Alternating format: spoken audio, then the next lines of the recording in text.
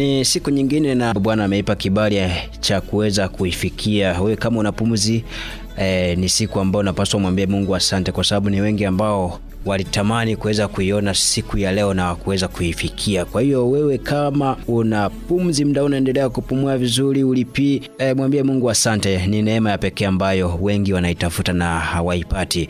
Kwa hiyo ukiwa na pumzi hiyo, moja kwa moja kibali, sifa na utukufu vinapaswa vimrudie yeye aliyeziumba mbingu na nchi, Mungu wetu wa mbinguni.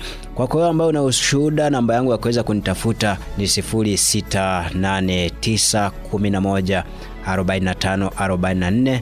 Hiyo ni namba ya kwangu binafsi ambayo unaweza ukashiriki na mimi kunitafuta kama una ushuhuda, unatamani siku moja uweze kuwashuhudia mataifa na uweze kuokolewa kupitia ushuhuda wako. Maana watu wanaokoka kupitia shuhuda, kwa sababu nakuta mtu ambacho anakipitia ndicho ambacho wewe ulikipitia na ukaweza kukishinda. Kwa hiyo unapomshuhudia, kinampa uwepesi wa kuweza yeye kuona kwamba inawezekana, na mwisho wa siku akaona Kristo kama msaada katika maisha yake. Sawa, ni siku nyingine ambayo tunaingia katika wasaa mwafaka kabisa wa ushuhuda, na mimi niseme tayari niko hapa. Dennis Matayo ni langu jina, lakini namba yangu ni ile ile ambayo na ushuhuda. Yote katika yote ni kuhakikisha kwamba Kristo anasimama katika sehemu yake. Sawa, mimi ninaye mtumishi wa Mungu hapa ambaye siku ya leo pia ametenga muda wake, akasema natamani niendelee kuwashuhudia watu hawa katika ulimwengu huu, ili tuendelee kuona neema ya Bwana. Pengine wale ambao wamekusudiwa kuokolewa kutokana na ushuhuda, mkono wa Bwana uweze kuwagusa na kuweza kuwatoa kwenye yale ambayo pengine wanayaona ni magumu sana. Mtumishi wa Mungu yuko hapa tayari, na mimi nisiwe mwongeaji sana, na badala yake nimruhusu aweze kutumia nafasi hii kuweza kutupitisha tena katika ushuhuda huu. Tulishia amepanda kwenye feri akitokea Msoma, akafika Mwanza, akapanda kwenye feri anaelekea Geita,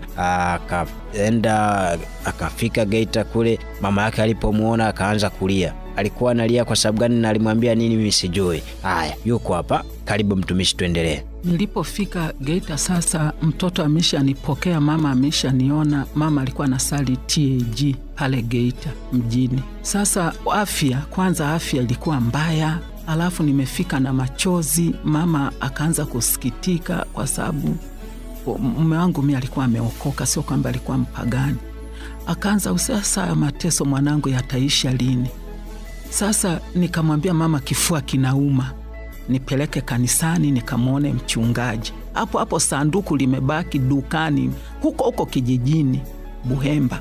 Sasa kilichotokea, tukapiga tu simu, tukamtuma kijana mmoja pale Mwanza, akalifuata sanduku akaenda kulileta. Mama kesho yake tu asubuhi alipiga simu, mchungaji akamwambia mlete kesho wa kanisani kwake TAG. Mimi nilikuwa nasali AGT, wa AGT alikuwa amesafiri. Basi akanipeleka asubuhi. Tulipofika pale, nakumbuka yule mchungaji wa TAG aliniombea kwa machozi na mke wake. Mama alinishika mkono wa kushoto, baba mchungaji akanishika mkono wa kulia. Waliniombea kwa machozi, wakamwambia Mungu, kumbuka siku ya harusi malaika walishuhudia, mashahidi walikuwepo, Mungu Baba uliona. Waliomba kwa machozi. Sasa kifua kinauma, mchungaji aliweka mkono kwenye kifua, mchungaji akakemea, kifua nikafunguka, zile nguvu zikatoka. Basi na aliyekuwa ananitesa ni huyo mwanamke aliyekuwa naye.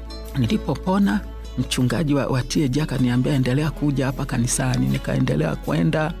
Si unajua chungaji tena wa AGT, akasema kondoo wangu. Basi nikarudi AGT, nimeendelea kuabudu, niko pale Geita na watoto kwa machozi hivyo na hivyo. Saa ingine una chakula, saa ingine kodi ya nyumba unasumbuliwa. Baadaye tumejenga Dar es Salaam, nikarudi Dar es Salaam. Nilivyorudi Dar es Salaam